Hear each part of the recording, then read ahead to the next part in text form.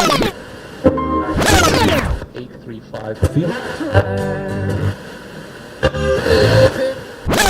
Hey yo. This is the Fantasy Den, presented by Buffalo Boxing Club and RotoSurance. What's up, guys? Welcome back to the Fantasy Den. I'm your host, Josh, and I'm here with Tom. Just wrapped up Week 12, getting ready to move into Week 13. For most of you guys, this is going to be the last week of your fantasy season before your playoffs start. So hopefully you're in a position where the game doesn't matter too much this week, but if you are in a position where you're clawing to get into the playoffs, we're going to help you do that. We're going to have to talk about some news from around the leagues. There was a lot of injuries. Some important ones to point out here. Andy Dalton, done for the year. He gets put on IR. You saw him leave this game against the Browns halfway through with a thumb injury. Initially, Marvin Lewis came out saying it wasn't that big of a deal. Well, now we find out that it's apparently severe enough for him to be done for the year. So that's going to affect, obviously, A.J. Green, Tyler Boyd, who's having a nice year, even John Ross. I don't think people felt that confident in John Ross, but he did string together a few games of fantasy relevancy. I'm not sure how much it is going to hurt him. It's going to hurt him a little bit, having Mixon and A.J. Green and Tyler Boyd. They're going to take a hit, but Jeff Driscoll, he didn't exactly play bad. I mean, he didn't play great. I don't know. Andy Dalton isn't one of these guys who really makes his players all that much better. He definitely has a great connection with A.J. Green. So it hurts him, but I don't think it hurts him as bad as it normally would with someone else, like maybe an Andrew Luck or somebody like that. Yeah, I mean, it definitely hurts the stock of guys like Tyler Boyd, a guy like A.J. Green. I actually think Mixon is the one who takes a relatively smaller bump in his play, just because, I mean, he is a running back who can catch the ball out of the backfield. There should be plenty of checkdowns from a young quarterback like Driscoll. Like you said, Driscoll didn't play bad in this game, though. He came in, put up 155 yards and a touchdown, also ran for 9 yards and ran for a touchdown.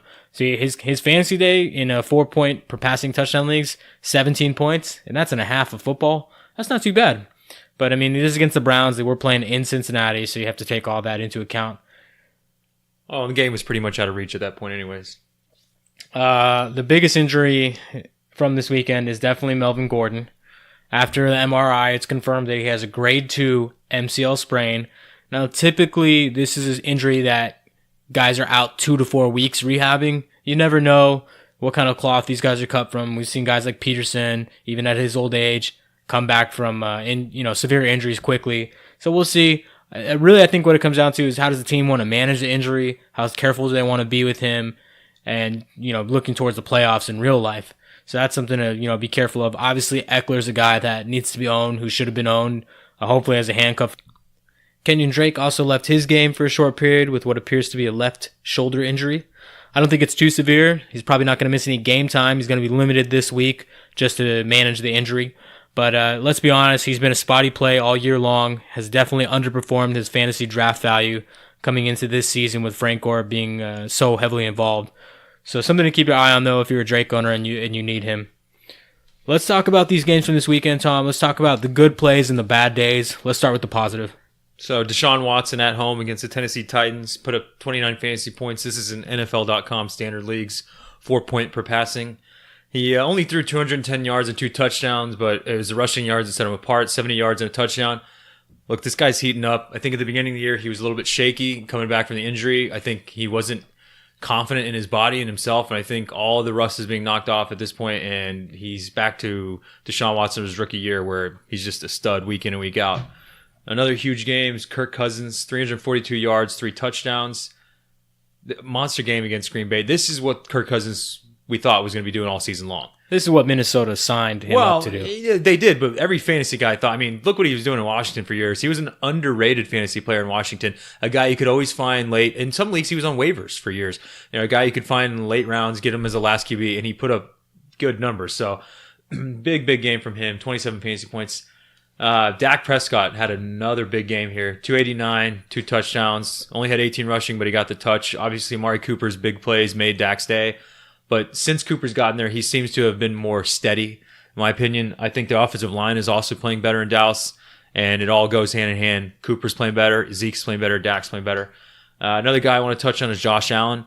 I mentioned him in the last podcast before the weekend's games. I said he could be an okay play. They were going against the Jags, who give him a lot of rushing yards as a quarterback, so I thought he could get some. I didn't think he would set his career high with 99 rushing yards and a touchdown. Only threw for 160 and a touch, but he still gave you 26 fantasy points. So really good day from Josh Allen. We touched him before. Thought he might be okay, better than I thought. And Baker Mayfield had a big game here. He gave you 25 fantasy points. Did it really efficient numbers here. 19 to 26 for 258, 4 touchdowns. His last 3 games, he's thrown 9 touchdowns. So he's starting to heat up. He's not giving you a big yardage, but the thing with Baker, to me, that I've seen so far, he's very efficient. He's Drew Brees-esque. He gets rid of the ball fast. He's a pretty accurate guy. I think he's pretty safe and steady going forward. Next week's going to be tough at Houston, and he has Carolina at home after that, and then Denver and Cincy, which are both kind of up in the air. But I think he's a pretty safe starter going forward, with the exception of Houston next week will be a tough match. Yeah, I don't like his schedule all that much. I think Carolina will give him a tough time. And Denver's in the playoff hunt right now, too. They're playing better. Yeah, and I mean, I say Houston next week at Houston, but Mariota just dropped 22 fantasy points on him. So I would think Baker can do around the same. I got to mention Andrew Luck. This is a guy who started the season very slow. Had people questioning, was he ready to come back? Is he ever going to be the same? Well, let me put it like this. Right now in NFL standard leagues, he's the 7th ranked quarterback since week 3. So meaning week 4 till week 12, which we just finished. He hasn't scored less than 20 points. He hasn't thrown for less than 3 touchdowns in any game. This guy's on fire. He's seemingly doing it no matter who's on the field. I mean, this guy's truly a winner, and I think he's truly being underrated right now. Definitely a guy who could be a fantasy MVP and could win you a championship the way he's playing right now. Not much left to be said about Luck that you didn't touch on. The only knock you could give him this year is that he hasn't been rushing a lot. He doesn't have a lot of rushing yards. His most rushing yards in any game this season was week 3 with 33, and he doesn't have a rushing touchdown. But with what he's doing in the passing game, you really don't care about that right now. And before, with Andrew Luck, that was always just a nice bonus, and that was, if it was there, you liked it. But what Luck's been through in his career, I think we all, and I mean all with fantasy players, fans alike, like it when Andrew Luck doesn't run, so he's not taking those big hits. Yeah, I agree. And he's letting his weapons do the work. I mean, we all know T.Y. Hilton, but Eric Ebron has had a revitalization of his career by far. I mean, a huge season for him there. So Luck is doing a lot with not a whole lot of talent there. You think about it. You take away T.Y., you take away Eric Ebron. They don't have a whole lot behind those guys. So what he's doing is even more impressive, and good for Luck. You like seeing this guy. The guy's an exciting player. Good for the Colts to have their franchise QB back. We got to talk about Lamar Jackson, because this is a guy who had a soft matchup against Oakland. He gets his 2nd start in his NFL career, and he puts up 20 points.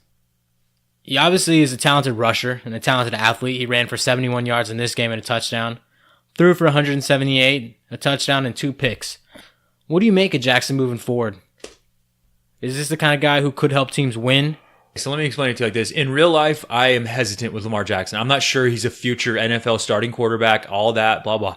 Now, in terms of fantasy, on November 27th, 2018, going forward the rest of the season, I love Lamar Jackson. Listen to this guy's next 4 matchups. At Atlanta, at KC, home against Tampa Bay, at the Chargers. The Chargers probably be a little bit of a tough matchup, but the rest of those matchups, you love. I mean, Kansas City's got no defense. Tampa Bay has no defense. And Atlanta, pretty much the same. Their guys are so banged up. All those right there bode well for a guy to put up some numbers. Now, you might like it better if it was a passing quarterback and expect him to get huge yardage with these kind of defenses. But with a guy like Lamar Jackson and the way they run the ball over there at Baltimore and the way they're kind of tailoring their offense around him going forward, you have to like these matchups. I think, in all honesty, after seeing what he's done, he's probably safe to give you that 15 fantasy points and above. Now, that's what you expect from a quarterback, but a guy like this who's very unpolished and who's just going to be in his 3rd career start this weekend, that I think that's saying something, because I think he has that floor, and it's obviously his rushing is there. And his last game, he's passing, you could see slow, small improvements. Now, look, I agree. No, nothing huge. He's not coming out there, not mistaking him with Dan Marino, but the point is, when you see him just from the game between Cincy and Oakland, he just looked better last week. And one thing that stuck out to me when I was watching the game is he looked more confident throwing the ball. I was just going to say, one thing you have to give him credit for, and it's a natural thing, is he's going to get more comfortable out there passing the ball. He's going to get more confidence. He's put together 2 wins for this team. So, yeah, they're riding the defense and, riding some running backs here and there. But credit to him. He did throw 2 picks in this game, so hopefully he learns from that. One thing I want to mention, though, is you got to look at the perspective of fantasy, especially in these 4-point per passing touchdown leagues. A guy like Josh Allen, number 4 quarterback on the week, he didn't throw for but barely 160 yards. 160 yards he threw for, and threw for 1 touchdown. I think Lamar Jackson could do that. I mean, with his rushing floor, that's what it comes down to. This guy's so talented, and when you have a quarterback like this who's that quick, and they can run those read options, things like that, it really opens up the field, and I think that's where he's going to make his bread and butter. So I have to admit, I wasn't high on him all season. I wasn't high on him in the draft coming into this year, but I got to give this guy credit. He's looking like he could be a steal right now for your team. Yeah, I think he is. It's safe to say that. Also, I was going to say it's interesting to see what happens with Baltimore going forward, because if he wins at Atlanta, I'm telling you, man, they go 3-0 without Joe Flacco. It's going to be hard for Baltimore to justify putting Flacco back in there, and it'll just be interesting to see going forward. But yeah, I think you hit it on the head. Lamar Jackson, in terms of fantasy, he's a guy you want to put on your team. All right, we also got to talk about some bad plays though from this week. To me, Aaron Rodgers was a guy that I was really high on. I mean, it's Aaron Rodgers. This is the guy that, come on, he's the best in the league, aside from Brady. Who else is in that conversation? Breeze. But it's been a down year for him. He's still a top 10 quarterback, but he's just not putting up those monster games like we're accustomed to seeing. In 4 of his last 5 games, he scored less than 20 points. I mean, that's just not the Aaron Rodgers that we drafted. He comes into this week. They're playing a tough team in Minnesota, the Vikings. He puts up 11 points. Well, basically 12 points, round up. Yeah, I'm looking back at his numbers and again, this is an NFL.com standard league's 4-point per passing touchdown, so it might be a little more in yours where you have 6-point per passing, but out of 11 games this season, he's only been over 24 times. So that's not what you expect from Aaron Rodgers. I mean, And we can't forget about the knee injury. Yeah, I mean... And there's been some problems with the O-line. There's been some problems, obviously, at the wide receiving core. So, I mean, you have to take those things into account, but it just makes you wonder at this point, is this a guy that you really feel comfortable trying to ride out your season with? They are in desperation mode. Everything's on the line every game now. Well, when you look at his remaining schedule, it's pretty good. Arizona, that could be tough, but they're at home, Green Bay, so you like Rodgers there a little bit more. Obviously, Rodgers at Lambeau. It'd be more dangerous, but then he's got Atlanta at home. Should be good for him. Atlanta's defense is poor right now. Chicago, that's going to be a tough matchup.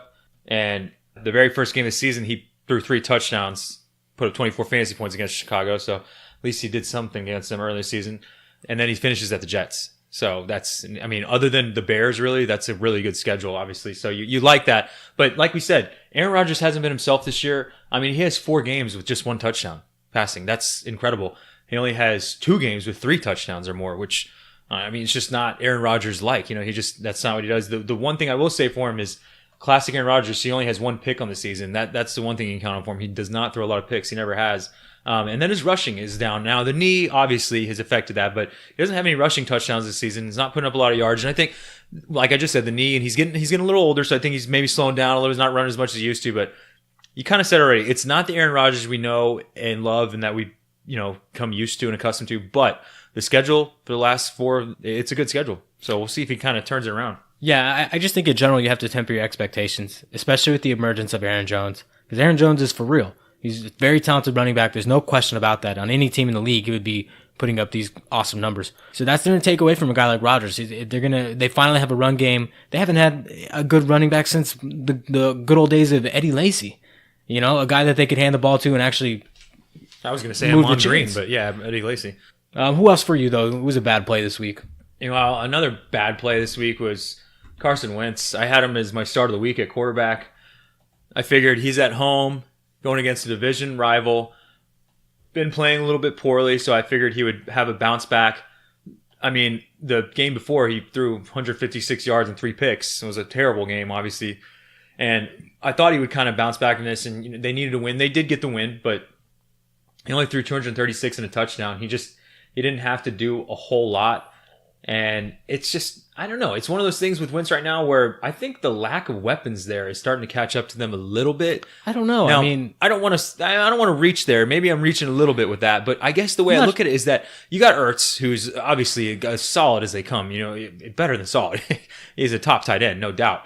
But really, after that, I love Alshon's talent, but he hasn't been consistent recently. And after that, though, there's not a lot. I like Josh Adams, and I like he looks good at running back, and he should help the team. You know how a good running game helps the passing game. Yeah, it's definitely good to have that running back position secure. They found their guy. But really, Golden Tate hasn't done much since he's gotten there, and they just don't have a reliable second option. So I think that's part of the problem with Wentz. He's struggling a little bit, and not to mention that his rushing, his rushing yardage is down. And coming off the injury, it's understandable, but that's definitely factoring in, and I think affecting him a little bit. It's obviously affecting his fantasy numbers, but I think that once he runs a little bit, I think he'll gain a little more confidence. But going forward, you look at his schedule, and it's somewhat tough. If you look at the rest of his schedule, he's at home against Washington. With Washington, they're right now a little bit on the slide, but bit of a flip of the coin with that team. Yeah, their defense can show up, and they still do have a good defense. He's at Dallas, which is going to be tough, and then he's at the Rams, which is going to be tough, and then he finishes at home against Houston, which is tough. All three of those teams are good right now, and better. I think we would all agree better than the Eagles right now going forward. And all three of them have pretty good defenses. Well, I'll tell you this: all of those matchups you just mentioned, they're better than the Giants. They just got the Giants at home. He didn't throw for more than a touchdown. He threw for less than 250 yards. I mean, it makes you scratch your head a little bit. I mean, Josh Adams definitely been playing well. Credit to him there. That's definitely a part of it. And the Saints game, it was really ugly, but we've seen a lot of teams get blown away by the Saints this year, and that defense is picking up for the Saints. So you can kind of give them a pass there. But this Giants game, it's a head scratcher. I don't know what happened this weekend. Definitely Tate is not on the same page right now. They're trying to get him going. I just think that the trade happened so late in the season. They're just having a hard time syncing up and getting him, caught up 100% on the playbook, and I think it's hurting the team. Another guy we should mention is Matt Stafford. It was a terrible game. 236 yards, 2 picks. At this point with Stafford, I know that they lost Marvin Jones, and I know that definitely hurts him. He likes throwing him the ball, but I mean, at this point, you can't trust Stafford. I don't think you can trust Stafford and put him in your lineup. It'd be really tough. This season, he's only gone over 20 points in 2 games, and his last 3 games, last game was 5 fantasy points, 2 games before that 13, 15. He just hasn't been having that Matt Stafford season. I mean, he usually throws you a ton of yards and a ton of touchdowns at some point. His highest passing game this season is 347 yards. And he threw 3 touchdowns in that game. And that was way back in week 2. Well, that's kind of what you expect from Stafford on a week in, week out basis. You expect he's going to throw some picks. He always has. But you expect him to make up for it with big yardage and big touchdowns. He hasn't been doing that. And going forward, he's at home against the Rams. And he's got Cardinals, Bills, and Minnesota. So a couple easy ones, a couple tough ones. But at this point, I don't think you're trusting Stafford. At this point in the season, when you're getting ready to make a playoff run or you're getting in the playoffs, you really can't be putting Stafford in there. That's a real roll of the dice. Yeah, this was a quarterback who was drafted in the later rounds. Looked like he had that good sleeper value, kind of in that same range as a guy like Matt Ryan, who's definitely been performing better. Stafford ranked 20th in the NFL.com standard leagues. He's scored less than 10 points 3 times this year. It's just been a down year. And you touched on losing Marvin Jones. I just don't see how his numbers are going to improve after that. I mean, that's definitely not going to help him. Well, and the one thing, if you watch that game too, at the end when he threw that pick in the end zone, where he's looking for his tight end and then he gets picked off by the Bears in the back of the end zone, that the Lions offense is not on the same page. They look like they're in disarray. I think a part of that is losing Marvin Jones. I think trading away Golden Tate, who's definitely Matt Stafford's safety valve. And I think the fact that Patricia's there and he's more of a defensive coach, and the fact that I don't think they have it all together, I think that's what's affecting Stafford. Their offense looks out of sync right now. They don't look to be on the same page, and Stafford, just the communication with him and the receivers does not seem to be there. So, like we said, I think you're staying away from this guy. I love Kenny Galladay. I love Kerryon Johnson if he comes back healthy. But as far as Matt Stafford goes, I think you got to stay away from him. All right, let's talk about some running backs here. Number 1 running back on the week, Christian McCaffrey. 125 yards rushing and a touchdown, 112 yards receiving and a touchdown. Like I said it, was it 2 episodes ago? I said, trade for this guy. I was desperately trying to trade for him in all of my leagues. This guy's schedule is butter coming up to end the season with. This guy is going to win fantasy championships for many, many owners.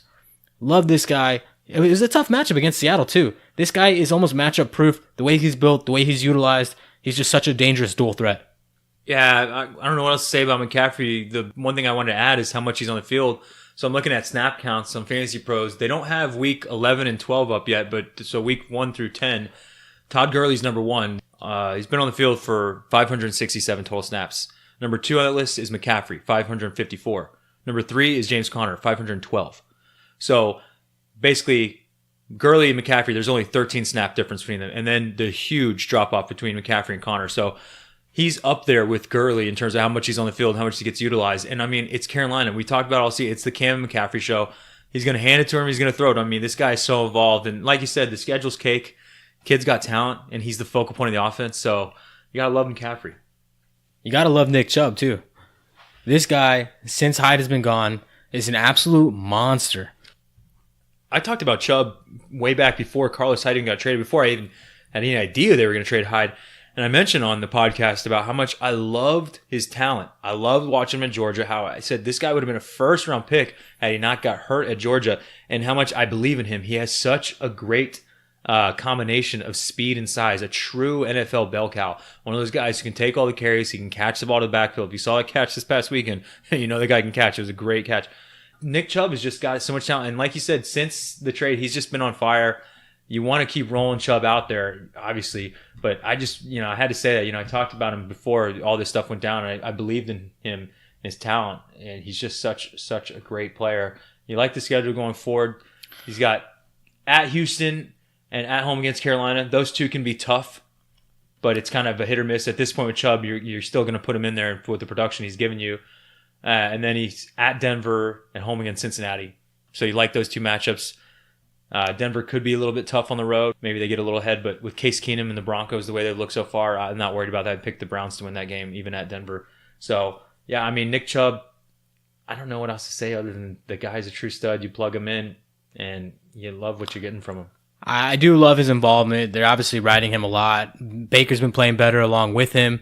So, I think it's a change of scenery with the new offensive coordinator, obviously having an impact there. I don't love the schedule, though, as much as other people. I think that Carolina and Houston, you have to tip your hat to them. These teams are definitely, I would say, top 10, top 12. They're in that range of run defenses.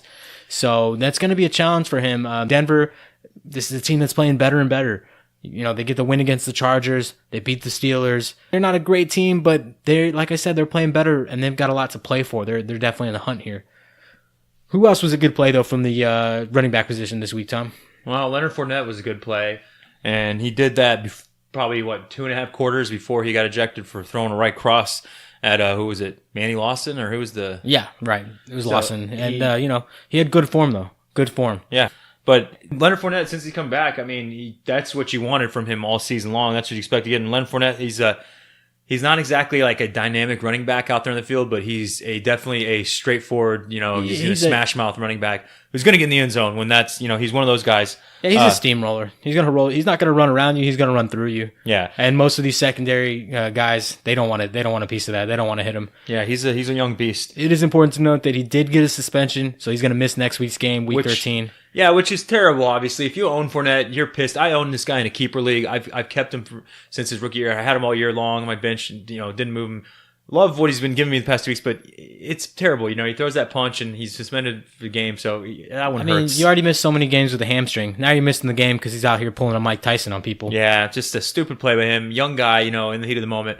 Hopefully he learns from that. Another guy I got to touch on as much as it hurts, because just like Wentz, he was another sit of the week for me, Lamar Miller.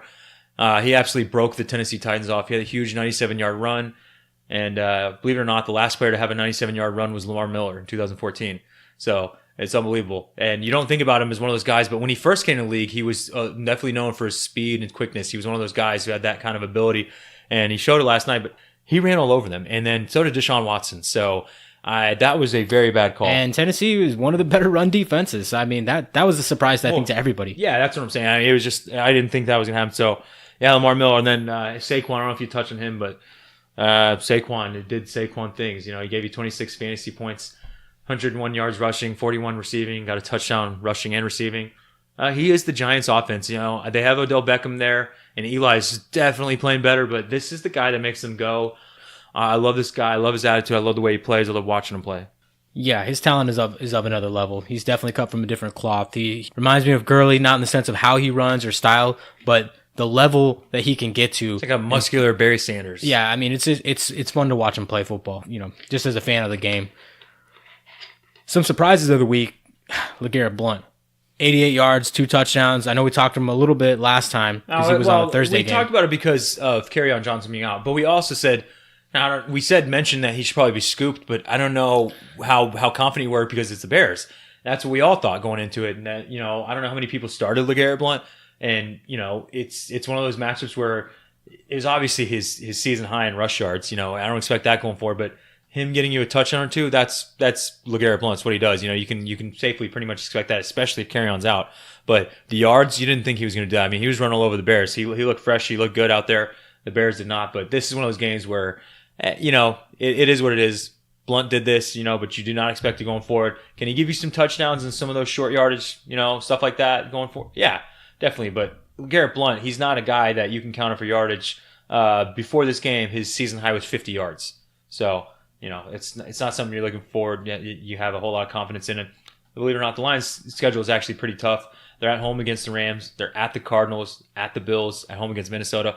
All those teams are good against the run, including the Bills. So this will be a tough schedule. And again, what you can expect from Blount is hopefully a short yardage touchdown or two. But the yardage is something that you don't expect ever. So, 88 yards, if you played him, good for you. But yeah, this is one of those ones where it was real, kind of out of nowhere. Yeah, I think you have to be pretty beat up at your running back position to be plugging this guy in. Should he be owned? Yes, he should be. Should he be started? I don't think so. He had a good game here against the Bears. It was a surprise. I understand people are going to get excited about that, but you talk about the matchups, and I just don't see it happening for him. Maybe he defies this again. Maybe he defies the odds and does play well, but I'm not going to roll a guy out there who's touchdown or bust. Yeah. In these coming weeks when it's pretty much win or go home. Yeah, look, at this point in his career, we know who LeGarrette Blount is, and at this point in the season in fantasy, you're playing with fire if you put him in your lineup.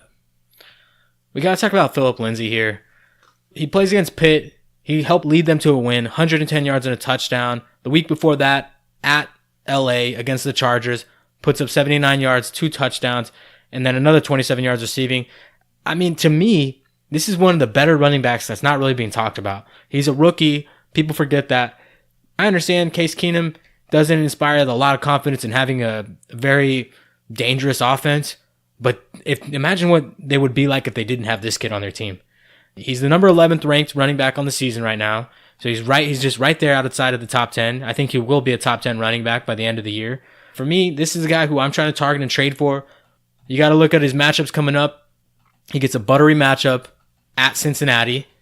Then he plays at San Francisco, which is a pretty good run defense, but I think that the Broncos will be able to get him going. And then he gets Cleveland at home in Denver. And then week 17, he finishes off against Oakland.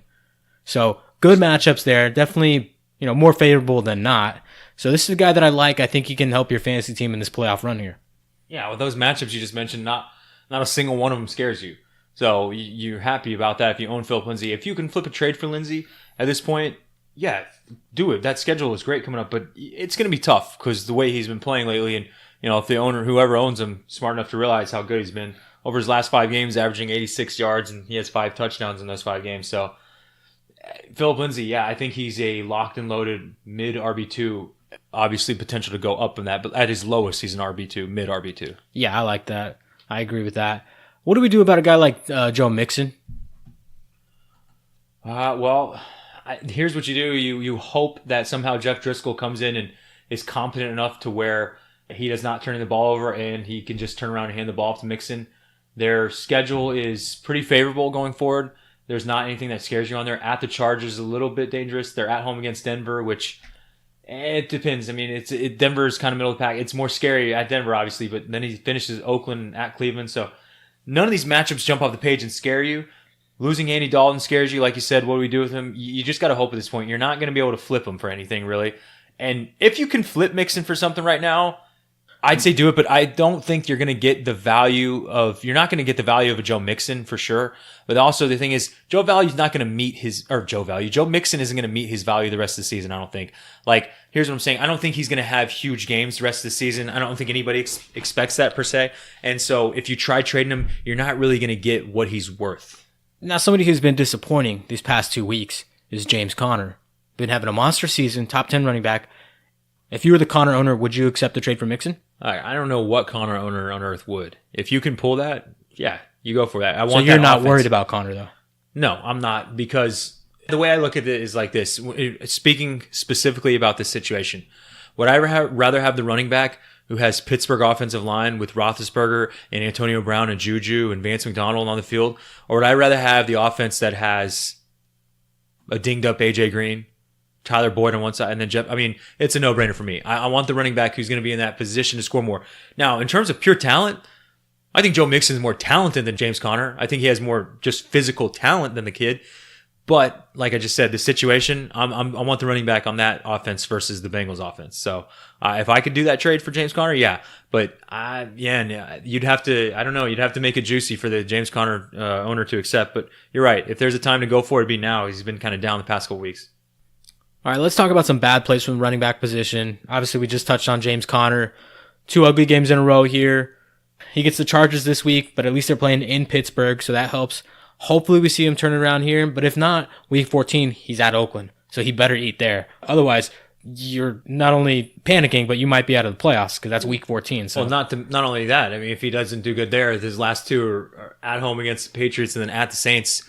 So, those are 2. I mean, the Saints definitely got a good run D, and the Patriots can show up on any given Sunday. So, you'd be nervous playing him in those 2 matchups if he doesn't do anything against Oakland. David Johnson, disappointing week here. 7.9 points total, 63 yards rushing, 16 yards receiving. Thoughts on him? Yeah, I think it's the fact that they're going against a good defense. They're at the Chargers, they're at LA, and a good defense who was focused on stopping David Johnson because they really don't have a lot of other threats. I know Larry Fitzgerald had a nice day, but I think that's what it is. He still had 17 carries. He's still going to be the focal point of the offense going forward, and he still has somewhat of a favorable schedule. The Rams are tough. That's the game he finishes on, but he's at Green Bay, then Detroit and Atlanta, so nothing really scares you there. You still just got to keep riding it at this point with David Johnson. He's going to have those better games, and realistically, he's still the 10th ranked running back, so he's still up there in terms of production. Now, it was a bad game, but previous games before that, he gave me 137, 17 receiving, then he had 98 rushing and a touchdown the game before that. Hey, he's starting to come back to the old David Johnson. And the biggest thing I want to hit on, he's going to see the volume. This is his offense. Now that Byron Leftwich is calling the plays, and they don't have a whole lot of weapons, it's going to be David Johnson going forward. So you're okay with it. And really, if you own David Johnson, I don't think you can do a whole lot at this point. I don't think you can really flip him for anything. So you just got to ride it out, and there's going to be better weeks. All right, let's talk about some receivers. Good plays on the week. I mean, the surprise has to be Amari Cooper. Absolutely blew up. Number 1 receiver on the week. 180 yards on the 2 touchdowns. What do you think of him moving forward? This is obviously his best game as a Cowboy, his best game on the season.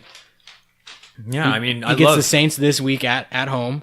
Yeah, and they're still the worst against the receiver in fantasy. They give the most yards and points. So I love him in this game. I love him going forward. Since he's got there, his targets are 8, 10, 5, 9. It's a total of 32 targets in 4 games. He has 3 touchdowns in those 4 games. I love Amari Cooper. I think that he has helped calm Dak down. I think he's helped Zeke because he's opening up a little bit. So I love Coop. I love him in this game against the Saints. Really, I love the rest of his schedule. If you look at it, geez, Saints, Philadelphia, at the Colts, and Tampa Bay. All those are good matchups. The Colts defense can show up, and at Indy they're a little bit tougher, but their strength is definitely rushing the passer, not really their secondary. So I mean, he's got an awesome schedule coming up. And like I said, since he's got to Dallas, he's just been on fire. Dak certainly is looking to him as the number 1 guy. I mean, if anything, the one thing you could argue is, Dak may be staring him down too much and just force feeding him a little bit. But as a fantasy guy, and you own Cooper, that's what you want. You want your guy force fed. Well, not only that, it's not just the number he's put up, but the way he looked in this last game. He broke off that big play for the touchdown. That's what you want to see. A guy who can catch the ball and then make a play happen with it with his legs. I mean, it's encouraging. The matchup is encouraging. It's crazy to say this, a guy so young, but it's like Cooper's gotten revitalized going to Dallas. It's like, what I think when you watch Cooper play? I think Amari Cooper, he's a quiet guy. He's not a big talker. He's kind of one of those guys who just goes about his work. Kind of reminds me of Tim Duncan a little bit, doesn't say a whole lot. But I think what you're seeing from Cooper, at least if I'm putting my spin on it, narrative, whatever you want to call it, what I see out there is Cooper saying, "I told you so" to everybody. That's what I see since he's got to Dallas. He looks like he's out there saying, "I told you I could run routes." Like, if you watch him in Dallas, seeing some of the routes he run, I didn't know Amari Cooper was that quick. I didn't know he was that good of a route runner. And I didn't know he had that kind of speed where he could take off and get, 90 yards. I didn't know he had that kind of ability. I mean, I knew he was a good player, but I thought he was more of a good route runner who had solid hands. But the speed, the thing that stuck out to me in Dallas is the speed, but the quickness and just the route running, just the crispness. He just looks like a true receiver. I don't know how to put it. Well, I'll say this. Watching some of those routes he's ran, even when he's not getting the ball, I mean, he's shaking up these corners. He's leaving them, stuttering around, Yeah, which way did he go? Yeah, he's definitely, So, I mean, you like to see that. You love the schedule coming up for him. You know, you're really betting, though, on this guy because we've seen 2 games over 10 points in the 4 games he's been with the Cowboys. Now, the positives are obviously the schedule. He's obviously the true number 1 there, where they have no real receiving threats. And then thirdly, you know, he's getting more comfortable with the system every week, every passing day, more reps with Dak, more reps with the team. So if I'm a betting man, I want Cooper on my team for this fantasy playoff stretch. Yeah, he's been great. He really has been. And you got to love it if you own Cooper. If you held out and waited this long, and you're lucky and you're loving it. Stephon Diggs and Adam Thielen both had nice days here. Both put up a touchdown. Thielen with the $125, Diggs with 77 yards.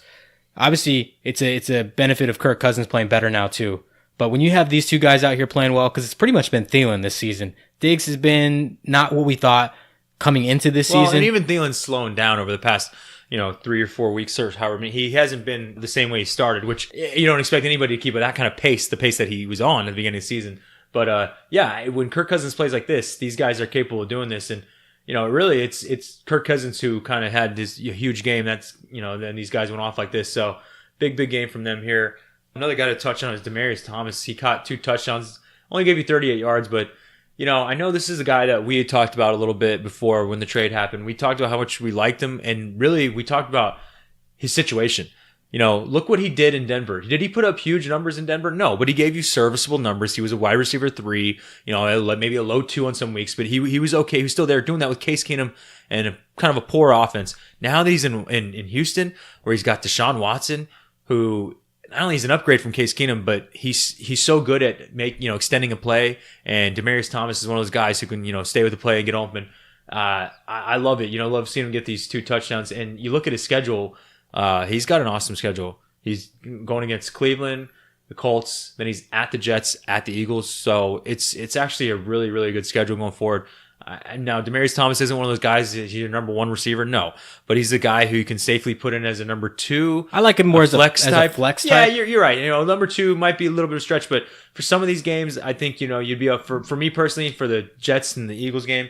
I think you might be okay putting him in as a 2, but it depends on obviously the rest of your lineup and kind of where you are. But it's nice to see Demaryius get in the end zone, 2 touchdowns in this one game. You love seeing that as an owner, and you want to see more of these games going forward because the matchups are definitely in his favor. And with the guy like Deshaun Watson and how hot the Houston Texans have been, I like it. I really like it for Demaryius Thomas. Again, like Cooper, he's going to get more comfortable with his offense, with his quarterback. Kiki QT is a rookie that we both like. He hurt his hamstring and left this game again. So he's kind of showing that he can't stay 100% healthy. A little worried there. And he's also got Nuke on the opposite side of him. One of the best receivers in the league. Hopkins getting all the coverage in the world. So I think he's going to have a nice end of the season here. And he had only 5 targets in this game and 2 touchdowns. That was great to see. But they absolutely routed the Tennessee Titans in this game. I think these next couple matchups, aside from the Jets, could be closer games. Therefore, it could be utilized more. I think you'll start to see more targets. Bill O'Brien said coming into this game, they had to get him more involved. They needed to focus on getting him more involved, and they did a great job. That's the biggest thing right there is a fantasy owner, you pay attention to. Bill O'Brien said he wanted to get involved. He said it was his fault personally. He hasn't been more involved, and 2 touchdowns proves that. You think Demaryius Thomas is happy getting 2 touchdowns and a win on Monday night? I think so. So you love seeing that, and you love when a coach says that and then he does it. I've never been the biggest Bill O'Brien guy, but the Houston Texans started 0-3 and they just won 8 in a row. No team's ever done that in NFL history after going 0-3. So whatever they're doing down there is good. Let's talk about one of his former teammates, Emmanuel Sanders, Denver Broncos receiver who has been a top 10 receiver most of the season. Now he's at 12th rank. Last 3 weeks prior to week 12, less than 10 points in every game. Has not been looking like the same since Demaryius got traded. He came back in this game against Pitt. He had 12 targets in this game, 86 yards and a touchdown. So it's encouraging to see that if you're a Sanders owner, because he's been burning you these past couple weeks. Well, I think some of that has to do with being his former team. I certainly think they wanted to get him going. But also, really he is their number 1. Now, Courtland Sutton has the number 1 build in terms of physique and the way he looks, and he, maybe in a couple of years he's a true number 1 stud there, no doubt. But right now, because of his experience, the route runner he is, his connection and chemistry with Case Keenum definitely looks for him. Emmanuel Sanders is the number 1 there. And if you look at his schedule going forward, it's actually a pretty good schedule. At Cincinnati, bad against receiver. At San Francisco, he should be able to eat there. At home against the Browns, toss up, but I'm going to give Emmanuel Sanders the edge there. And then at Oakland, where as long as the Broncos don't run all over them, then Sanders should get something. But it might be such a game where they're just running all day with Philip Lindsay. They don't have to really go to him. But the schedule is pretty favorable going forward. And the fact that he is really the number one threat there in Denver. So you do like it if you own Emmanuel Sanders. Good to see him coming back into this game and doing this because it's been, like you said, a couple weeks since he's really done this. Mike Williams, the Charger. Big game as far as touchdowns go. 2 touchdowns in this game, only 25 yards though. Very similar to Demaryius Thomas game that he had against the Titans. What do you make of this guy? I love Mike Williams' talent. I think if, in a season or two, he'll be more consistent in terms of yardage and the receptions he puts up. Right now, he's basically just a touchdown threat, and he's good at that. And it was obvious if you saw those, the game, they were good catches. And the second one he made was a good catch in the back of the end zone. That's what I see when I see Mike Williams, though. When I actually watch him, and you watch the film and you watch the guy play, he's not just a big body out there catching the deep threat, catching the fade in the end zone. He's not that. He actually has quick feet and he has route running ability. He's a better receiver than people think. I think for him at this point in his career, he's still putting it all together. He's still kind of figuring out the nuances of the position. He's kind of getting there. Philip Rivers isn't afraid to throw the ball deep. He's not afraid to throw it to Mike Williams. I like Mike Williams, but he's definitely a flex play at best because he's boom or bust. And you got to like the matchup and what's going on there. With Melvin Gordon being out, I definitely think that gives him a boost up. Now, that's the problem with the Chargers, though. Next week, we might be talking about Tyrell Williams coming down with 2 in the end zone. I couldn't agree more. Very talented receiver, young guy, bright future ahead of him. As far as this season goes in fantasy, this is not a guy I'm comfortable with having on my team. He's not seeing consistent enough targets for me to roll out there in these next coming weeks where it's win or go home. Yeah, I hear you on that. That's why I'm saying, yeah, he's boomer bust flex. You gotta feel great about your lineup and hope he's gonna boom if you're putting him in there. But yeah, it's a risky proposition, no doubt. Who else from the wide receiver position had a good day? Let's see. Tyler Boyd showed up in this one, 85 yards and a touchdown. Now, I was nervous about this, mainly because I love Tyler Boyd and his talent, but I'm always nervous with Andy Dalton a little bit. Not to be a downer on Dalton, but I always get a little nervous with him. But without AJ Green there, had me worried about Boyd because he seemed to play better with Green on the other side, drawing attention. The last 2 games before this weren't bad games, 65 yards and 71 yards. Those are good games, but didn't have a touchdown. This game, 85 and a touch. So you like seeing that, and hopefully you can see more of this with Driscoll, but that's definitely going to be risky. Well, I'd be scared to play him. That was the encouraging thing, is that the touchdown he did catch was from Driscoll. So you like that. That gives you a little more confidence in him. Hopefully they get Green back. I think he almost went this week. So hopefully we do see him now in week 13. They do get Denver at home, so we'll see. Driscoll definitely worries you, though. The other guys we should mention is the Seattle receivers. Now, Lockett's been good all year. We've been talking about him all year. I think people are underrating how good Tyler Lockett has been this year. And this is those things where you talk about Tyler Lockett. We know in the past that, he came on when he first came in the league, a real explosive player, one of these deep threat guys, one of these guys who can just, go deep and, kind of fall off a little since then. But if you look at his numbers in a standard league, I'm talking non-PPR, just a standard league, 6 point per receiving touchdown. He has 3 single-digit games all season long. This guy has been a monster. I think he's the 16th ranked receiver in NFL.com standard leagues. People don't realize how good Tyler Lockett's been. And the biggest difference between him this year and previous years is his consistency, where he's getting the touchdowns this year where he really didn't get. He's the biggest touchdown threat in Seattle. 8 touchdowns on the season. Yeah, and that's up there in the upper echelon of guys. 8 touchdowns is good for a year. He has 8 touchdowns. He has a chance to get, however many more, to double-digit touchdowns, being the leading receiver on Seattle. With the way Doug Baldwin's been this season, kind of shaky. We've been hitting on it all season. And the fact that Russell seems to really be looking for Lockett. And I think Tyler Lockett works so well for a guy like Russell, who is going to extend the play. He's going to find his open man. And I think Lockett and him are such a great pair. They have great chemistry. I love Tyler Lockett. Another guy who went off in this game with David Moore, who I like David Moore because he was getting the targets, but he just wasn't being productive with them. And then this game, he had a big game. Basically, David Lockett had 103 yards and a touchdown. The most amazing thing about this stat line for both these guys is that Doug Baldwin was out there playing in this game, and Russell was actually throwing to him a little bit. He seemed like he was trying to get him going. So you love seeing this for David Moore. Now, this is his first touchdown in the past 3 games, but before that, in his previous 3 games, he had 4 touchdowns. So the guy seems to be a red zone threat somewhat. Now, we just got done talking about Lockett leading the team with 8, but Seattle needs help. They need playmakers. So this guy is a guy who you like going forward. If you look at the schedule, I mean, it's a pretty awesome schedule. The Minnesota Vikings is the one tough one they got, but they got San Francisco, twice, and then they got the Chiefs, who really can't play coverage against anybody. So, I mean, he's got a pretty good schedule. One thing about the Chiefs I do want to mention is they are supposed to get Eric Berry back for the first time of the season. That's something to keep in mind. The Chiefs defense has been playing better here. No, they have been playing better, but I just think that the way they score, how fast their offense gets on and off the field, they literally leave their defense no choice but to kind of be gassed in some point in the game because their offense just Mahomes out there for 2-3 plays and a touchdown. It's one of those things. So you're right about that. At some point, you have to think about a different mentality from the offense and say, hey, we could run up 50 points on them, or we can control the clock. They have a great running back in Kareem Hunt. Makes you, wonder about that because you bring up a good point there, leaving that defense out there a lot. The thing about David Moore, though, just to get back to him is, you look at his stat line, it's not the most encouraging. Or you look at his stat sheet over the past couple weeks, it's a hit or miss. But if you're watching these games, they're taking shots at this kid. He's coming on out of necessity. This team is beat up. They need help. Russell Wilson, fantastic quarterback, top 5 quarterback talent in the league, no doubt. He hasn't been running this year as much as we're used to seeing, but you're seeing them feed this guy more. How do you feel about Moore as a flex moving forward?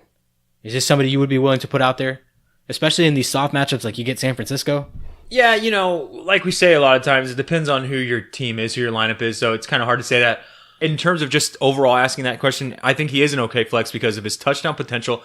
And the thing you look at is Seattle lacks the playmakers. They don't have a lot of those guys, so they really need, people to step up. Now, Tyler Lockett leads the team in targets, and David Moore is number 2. Tyler Lockett has 54 in the season, and Moore has 37. So there is a big gap there. But his last 2 games, he's 8-5, and then Tyler Lockett is 5-5. So he's right there with him. So maybe we see more of that going forward. And it kind of is contingent on Doug Baldwin. If Doug Baldwin starts coming back and kind of being the old Doug Baldwin, then yeah, I'm going to kind of fade David Moore. But if it stays kind of like this, then I think you're okay with one of my flex. I mean, you could certainly do a lot worse. And disappointing plays from the wide receiver position this week. Who sticks out to you? I guess if you wanted to be picky, you could say DeAndre Hopkins, only giving you 74 yards. Now, 74 yards isn't bad, but for a guy like Hopkins, that's kind of a walk in the park. He does that, a no-brainer. Yeah, I would say 3 of the top receivers in the league. Antonio Brown, DeAndre Hopkins, Odell Beckham. None of these guys put up a touchdown. None of them put up more than 100 yards. True. I mean, for these guys, it's a bad game. Exactly. It's relative to who they are and what you're used to seeing from them. Now, it's one of those things where Demaryius got the 2 touchdowns in his game, and Odell, Saquon was kind of going off. They didn't have to. So, they're going to have games like this. It's kind of one of those things, but you got, it's these guys are studs. You're not going to sit any of these guys. As far as the receivers that really had poor games, it's like 2 that I can think of right now off the top of my head are Jarvis Landry. He only gave you 30 yards, and he's getting tons of targets. He's gotten the targets all season. The difference is, in the beginning of the season, he was somewhat productive. In his first 3 games, his fantasy points were 10, 6, 12, 9. I mean, those are okay games, not great. But since then, he's had 1 double-digit game way back in week 7, 15. But since then, it's been 3, 5, 2, 3. At this point, with what's on the line and what's going on with Cleveland, as in Baker Mayfield spreading that ball around, throwing to everybody, I don't think you can be putting Jarvis Landry in your lineups. If you are, that's a really risky play. If you have an absolute stud lineup and you put in Jarvis in as your flex because he's going to see some targets and you want that somewhat floor of it, I can kind of see that. But even then, just the way that the season's been going for him, he's kind of on the downslide now. And the fact that, like I said, Mayfield's spreading that ball around. Before, Mayfield was locked in on Jarvis and he was throwing him a ton of balls. Right now, I think it's very hard to start Jarvis going forward. Yeah, extremely difficult. Unless you're in PPR. But even then, he's not doing a whole lot. PPR, he gets a bump. He only had 5 targets this past week. So that actually scratch your head a little bit. That's where he was kind of at least giving you some kind of production, was just catching the ball for a couple yards. But yeah, he's been awful this year. Let's just call it what it is. He's been awful. He's the 38th ranked receiver. And, the Browns, not the most competent offense. They seem to be picking it up and putting the pieces together now. But this is not a guy I trust. And for Jarvis, for me, he's one of these receivers who he really needs a stud number 1 on the other side. He's never had that his whole career. If he had a stud number 1 receiver on the other side to take away attention and to be that deep threat guy, and where Jarvis could focus on the middle of the field and just getting open and moving the chains, I think it would benefit him so much more if they had a true stud number 1 to take away attention from him and let him get open in the short intermediate, which is where he does his best work. Another 2 disappointing games were Alshon Jeffrey. He didn't do anything in this game. Bad game for him. Really, honestly, his past 4 games have been bad. most receiving yards he has in the past 4 games, 48 yards, and he doesn't have a touchdown. So he started off hot when he first came back, but since the past 4 weeks, he's just been bad. The matchups are pretty tough going forward, and with the way the Eagles look right now, you're a little nervous about it. Another guy I was going to mention was Michael Thomas. Bad game here. That's all you're going to say. Just a bad game for him, but it doesn't change anything about Mike Thomas. You're playing this guy every week, especially with the Saints offense and the way they can get rolling. So it's just a bad game from him, but it comes with the territory. Like we mentioned with Brown and Hopkins, it's going to happen from time to time. It's kind of funny, though. It's kind of a strange week that all those top talented guys just didn't have a good week this week, but obviously you're not scared about them. Even Mike Evans, he didn't put up a touchdown, barely over 10 points because he gave, I think, like around 110 yards. So just kind of a funny week there for receivers. From the tight ends, Eric Ebron does it again. Monster day, 45 yards, 2 touchdowns. He's the number 1 tight end. Jack Doyle done for the year. There it is, another bump up for him. This guy's unstoppable right now. Having a breakout year, best season of his career, obviously. It's just been awesome to see what he's been doing with Luck. Yeah, I mean, Luck loves his tight ends. He loves Ebron. He's throwing to him. Ebron looks like a different player. This is a player, I tell you right now, the Lions looking at him, they're like, this is a guy we drafted, and he's finally living up to potential. So a lot of teams might be hurting at tight end still, and now we're getting into the playoff hunt, or now we're getting into the playoff stretch, I should say. I'm going to throw a couple tight ends out there, rank them who you would like to take on your team. Jonnu Smith, Dan Arnold, Matt LaCosse. I would have to go Jonnu Smith because of what he's done, the fact that he's pretty much the only option outside of Corey Davis and Dion Lewis. So he's really the option in the passing game. Then I would take Dan Arnold because of the offense he's on with Drew Brees. I'm nervous about LaCosse. I know Hireman's been out for the year. He steps in. The fact that Case Keenum's the quarterback there, I'm not a fan of the Broncos offense overall. I'd rather play, like you said, Arnold or Jonnu Smith over LaCosse. I just don't trust him enough. Jordan Reed continues to look better. Didn't get a touchdown here. Vernon Davis outplayed him in this game, but you got to like what you're seeing from him now with Colt McCoy in there. Yeah, that's the biggest thing. You said it with Colt McCoy there. He's targeting him. And the other thing is, I know Vernon got the touchdown, but you kind of like that as a Reed owner strictly because the tight ends did all the damage in this game. Reed got a lot of targets. He got 75 yards. Then Vernon had that big play. He got you the touchdown. So Colt's definitely throwing to these tight ends. So I think Jordan Reed, he's certainly on the rise recently. I think he's safe to continue to plug in as your tight end. I mean, at this point, you kind of been riding with Reed all year, and he's just now starting to pick it up and get hot. Again, like we mentioned, he's still the 4th most targeted tight end in the league. And over the past 5 games, his targets are 12, 6, 6, 11, 8. So his targets are right there, right? Exactly what you want, especially at a tight end position. So Jordan Reed's safe to play going forward. You just hope Vernon doesn't come in and steal any touchdowns from him. Chris Herndon had a nice day against New England. Saw 8 targets, caught 7 of them for 57 yards. Didn't get a touchdown here, but an okay floor. He's been having a nice second half of the season. Would you rather go with a guy like Chris Herndon or Kyle Rudolph? At this point, I would have to take Chris Herndon. Kyle Rudolph's only scored 2 touchdowns on the season. Herndon only has 3, but Kyle Rudolph's last touchdown came back in week 3. Herndon's were week 6, 7, 8. I like the consistency there, but not only that, the yardage he's been putting up over the past 5 weeks. I also think that when you look at the Jets, he is their red zone threat, but he's also really they're one of their main receiving threats. And if you look at the Vikings, they got Diggs, they have Thielen, they're spreading the ball around a little bit. So I would take Chris Herndon. And would you take Chris Herndon or Jonnu Smith? I like Chris Herndon. Anybody else here at the tight ends who had a disappointing day? Kittle, a little bit of a bummer here. He was playing against Tampa Bay. Expected him to eat a little bit more than this. Only put up 48 yards receiving, ran for 10. Not a great day for him. Yeah, Jimmy Graham had a bad game. I mean, I thought he would with the broken thumb. And look, Jimmy Graham's just had a bad season. He really is Jimmy Graham droppable at this point? No. You're not dropping Jimmy Graham at this point. Really, who's starting over Jimmy Graham if you drop him? Because am I dropping Jimmy Graham for C.J. Uzomah? The answer is no. So you don't drop Jimmy Graham. He's still the 11th ranked tight end. I mean, you can't drop him. He hasn't had a great season, but he's actually seeing more targets than I think people realize. He's just not doing a lot with them, with the targets. And obviously the broken thumb is affecting him. I thought this would be a poor game from him. I didn't expect a whole lot from him here. He didn't give you that. Now his past 3 weeks, he has 6 total targets. So you don't like that. But 3 weeks before that, he had 19 total targets. So he's been right there most of the season with the targets. It's just been on a little bit of downside lately.